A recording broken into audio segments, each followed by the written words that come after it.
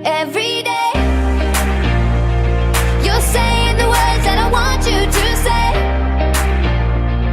There's a pain in my heart and it won't go away. Baik, terima kasih atas kesempatannya. Perkenalkan, kami dari kelompok 2 akan mempresentasikan sistem informasi akuntansi bab tentang the expenditure cycle atau siklus pengeluaran. Sebelumnya, saya akan memperkenalkan anggota kelompok. Yang pertama ada saya sendiri, Rezaldi Arya Prananta dengan NIM 2018 310835. Selanjutnya, Kemudian perkenalkan, nama saya Muhammad Novel Firdaus dengan NIM 2018 310404. Kemudian rekan saya Perkenalkan, nama saya Roro Arumida Syafira dengan NIM 2018 310509 dan rekan saya. Perkenalkan, nama saya Mahendra Ilham dengan NIM 2018 310679. Kemudian saya kembalikan ke Jaldi. baik, yang pertama ada expenditure cycle atau siklus pengeluaran. Yang pertama ada activities and information processing relate to purchasing and payment of goods and service. Yang bermaksud yaitu pembelian dan pembayaran barang dan jasa sangat berkaitan dengan kegiatan dan pengelolaan informasi.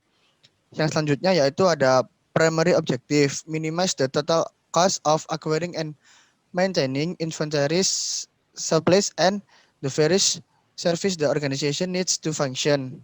Yang berarti yaitu tujuan utamanya yaitu meminimalkan total biaya untuk memperoleh dan memelihara jenis inventaris, persediaan, dan berbagai layanan yang dibutuhkan organisasi agar berfungsi.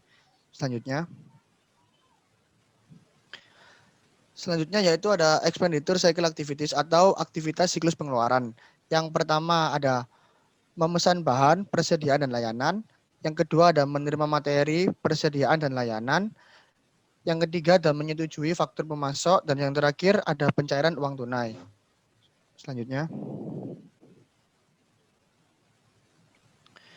yaitu ada expenditure cycles general traits atau yang berarti ancaman umum siklus pengeluaran. Yang pertama ada data master tidak akurat atau tidak valid. Yang kedua, pengungkapan informasi sensitif yang tidak sah. Selanjutnya ada kehilangan atau kerusakan data. Dan yang terakhir ada pertunjukan yang buruk. Next.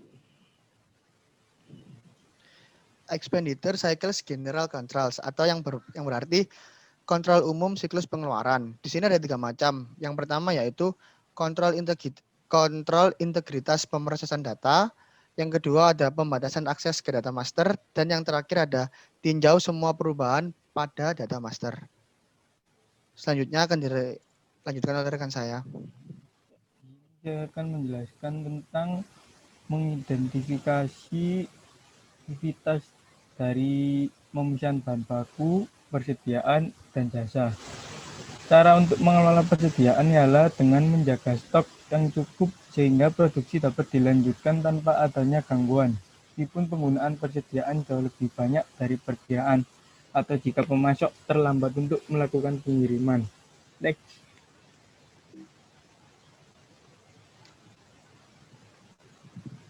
Cara yang tadi itu bisa disebut dengan EOQ atau Economic Order Quantity yang bisa diartikan ukuran pesanan optimal untuk meminimalkan jumlah biaya pemesanan, penyimpanan, dan kehabisan stok.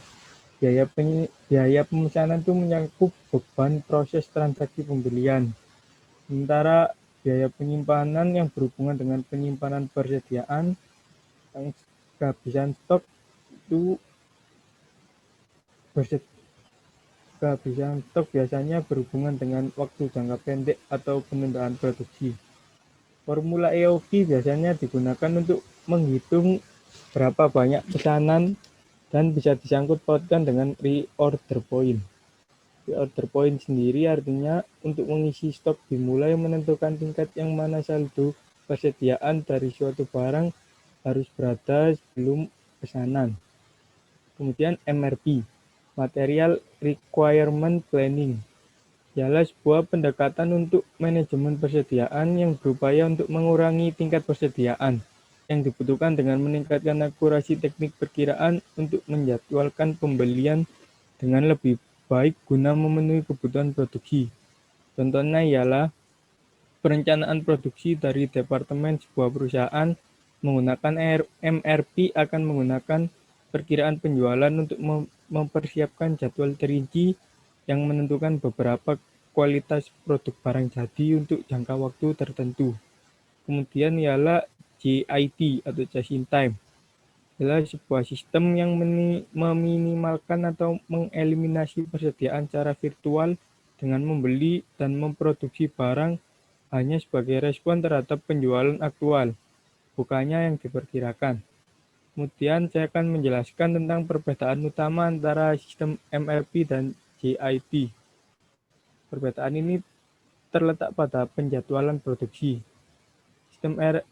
Sistem MRP menjadwalkan produksi untuk memenuhi perkiraan penjualan, sehingga menciptakan kuantitas optimal persediaan barang jadi. Sementara sistem JIT menjadwalkan produksi sebagai tanggapan atas permintaan pelanggan. Dengan demikian, secara virtual menghilangkan persediaan barang jadi, tetapi mereka membutuhkan penyimpanan yang cukup dari bahan baku untuk menyesuaikan produksi dengan cepat. Baik sistem MRP dan JIT ini dapat mengurangi biaya dan meningkatkan efisiensi. Sistem MRP lebih efektif digunakan dengan produk yang memiliki pola permintaan yang diprediksi. Dengan sistem JIT sangat berguna untuk produk yang memiliki jangka waktu pendek dan untuk permintaan yang tidak bisa diprediksi secara akurat. Next. Memilih pemasok. Faktor yang harus diperhatikan untuk memilih dari sebuah pemasok ialah harga, kualitas materi atau bahan baku, dan yang terakhir ketergantungan dalam pengiriman. Ketika kita memilih pemasok, pasti akan muncul suatu PO atau purchase order seperti yang dijelaskan pada Asia 1. Kalau kita memesan suatu barang, nantinya kita akan mengisi form suatu purchase order untuk mengirim barang tersebut. Tetapi beberapa perusahaan memberlakukan pembelian spesial dengan pemasok penting. Ini yang disebut blanket purchase order atau biasa disebut blanket order, yang artinya komitmen untuk membeli barang tertentu pada harga yang ditentukan dari pemasok tertentu untuk jangka waktu tertentu. Jangka waktu tertentu ini bisa 1 tahun sekali. Blanket order mengurangi ketidakpastian pembeli tentang sumber bahan baku yang andal dan bantuan pemasok merencanakan kapasitas dan operasinya dengan lebih efektif. Mencari cara untuk mengurangi jumlah pesanan yang diproses, yakni salah satu caranya menggunakan EDI atau EDI untuk mengimprovisasi proses pembelian. EDI ini mengurangi biaya dengan mengeliminasi biaya administrasi seperti pencetakan dan pengiriman dokumen. Next.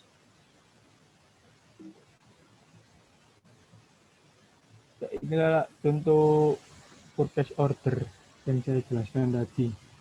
Dalam penjelasan purchase order ini juga ada beberapa cara untuk mengurangi biaya terkait proses pembelian. Tadi ada EDI, kemudian ada FMI atau Vendor Manage Inventory, yaitu mengurangi pembelian dan biaya persediaan, di mana para produsen dan distributor mengelola persediaan pelanggan eceran dengan menggunakan EDI. Pemasok mengakses sistem point of sale pelanggannya untuk mengawasi persediaan dan secara otomatis mengisi kembali produk ketika produk tersebut jatuh pada tingkat yang telah disepakati. Cara ini dengan memotong biaya penyimpanan, dengan mengurangi jumlah persediaan di tangan, dan menurunkan biaya pemrosesan dengan menghilangkan kebutuhan untuk menghasilkan dan menukar pesanan pembelian secara formal. Kemudian ada reverse auction. Inilah teknik untuk mengurangi biaya lainnya. Reverse auction ini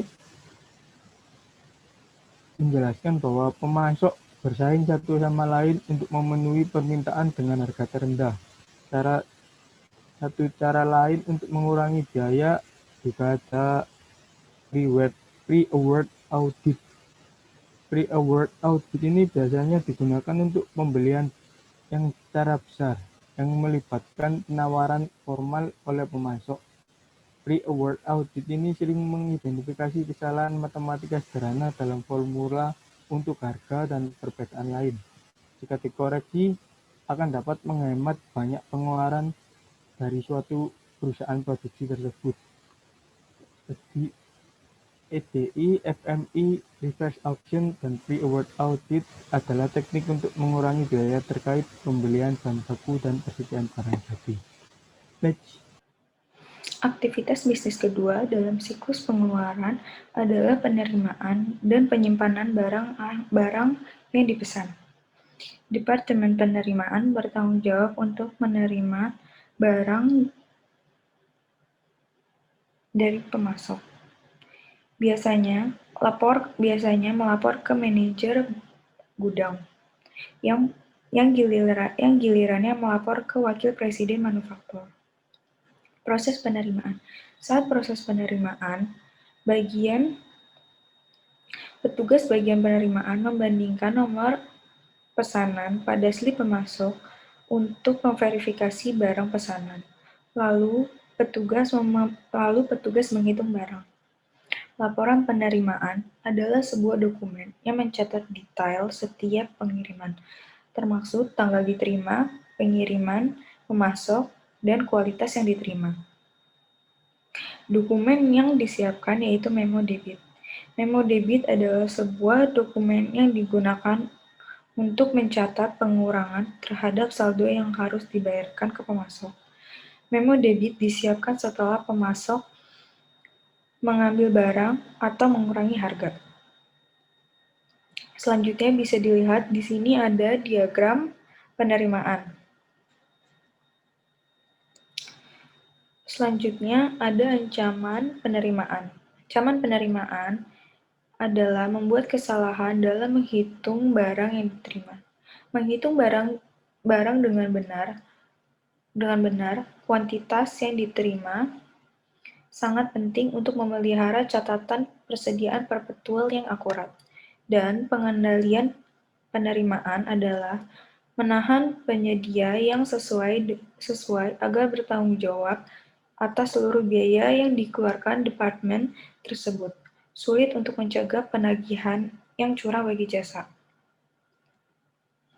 Selanjutnya, aktivitas utama ketiga dalam siklus pengeluaran adalah menyetujui faktor pemasok untuk pembayaran. Proses bagian pembayaran hutang menyetujui faktor supplier untuk pembayaran.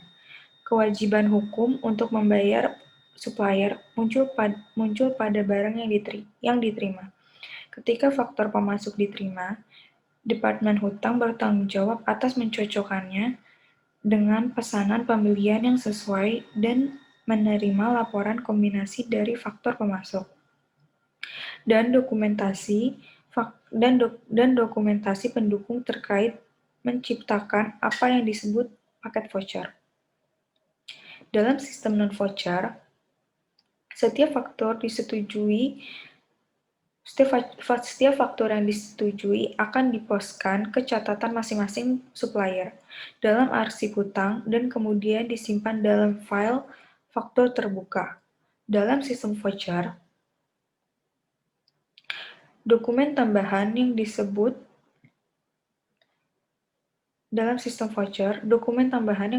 voucher pencairan juga dikurung ketika faktur supplier disetujui untuk pembayaran. Voucher pencairan mengidentifikasi supplier, daftar faktur terhutang, dan menunjukkan jumlah bersih yang harus dibayarkan setelah dikurangi semua diskon yang berlaku untuk semua tunjangan. Selanjutnya ini perbandingan antara pencocokan 3 cara tradisional dan pencocokan 2 cara yang digunakan oleh sistem ERS, Evaluate Receipt Statement. ERS adalah sebuah pendekatan tanpa faktur terhadap hutang yang menggantikan proses pencocokan 3 cara, dengan mencocokkan 2 cara atas pesanan pembelian dan laporan penerimaan. Selanjutnya, ini ada ancaman untuk menyetujui faktor pemasok. Ancamannya adalah kesalahan dalam faktor pemasok seperti ketidaksesuaian antara harga yang dicantumkan dan harga aktual yang dibebankan atau salah hitung dari total jumlah jatuh tempo. Selanjutnya akan diterangkan oleh rekan saya.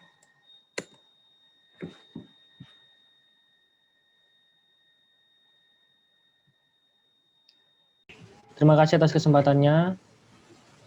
Di sini saya akan mempresentasikan tentang cash disbursement atau pengeluaran kas. Jadi apa sih yang dimaksud cash disbursement ini? Cash disbursement adalah aktivitas terakhir dalam siklus pengeluaran. Nah, aktivitas terakhirnya itu adalah membayar supplier.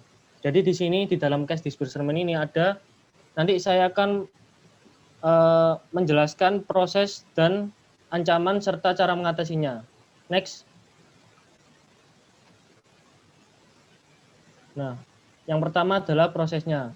Jadi, yang pertama prosesnya itu adalah dari kasir yang melapor ke bendahara bertanggung jawab untuk membayar pemasok.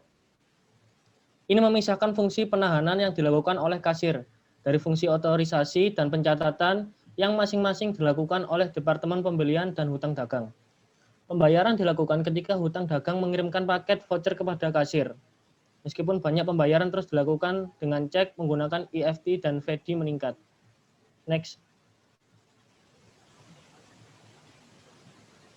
Nah, kemudian ada threats and control, yaitu ancaman serta cara mengatasinya.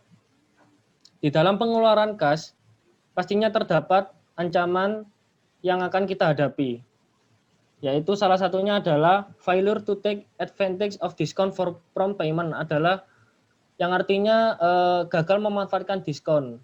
Nah, jadi cara mengatasinya gimana sih? Yaitu yang pertama adalah faktur penjualan harus di-file berdasarkan tanggal jatuh temponya. Kemudian adanya sistem yang menelusuri invoice yang akan jatuh tempo, dan yang terakhir mencetak daftar invoice yang belum dibayar secara periodik. Kemudian untuk ancaman lainnya ada paying for item not received. Jadi kita membayar barang yang belum sampai. Jadi gimana sih cara mengatasinya, yaitu dengan membandingkan jumlah yang ditunjukkan dalam invoice dengan dokumen penerimaan barang. Kemudian yang terakhir adalah duplicate payment atau pembayaran dengan invoice yang sama.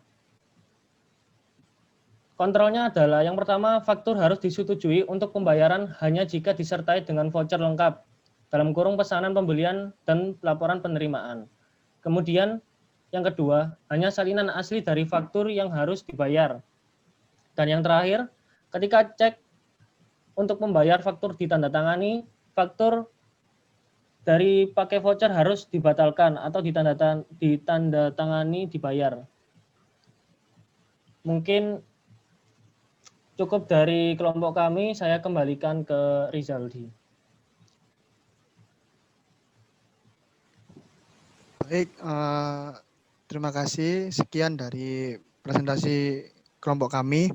Mohon maaf bila ada salah kata. Wassalamualaikum warahmatullahi wabarakatuh. Waalaikumsalam. Iya.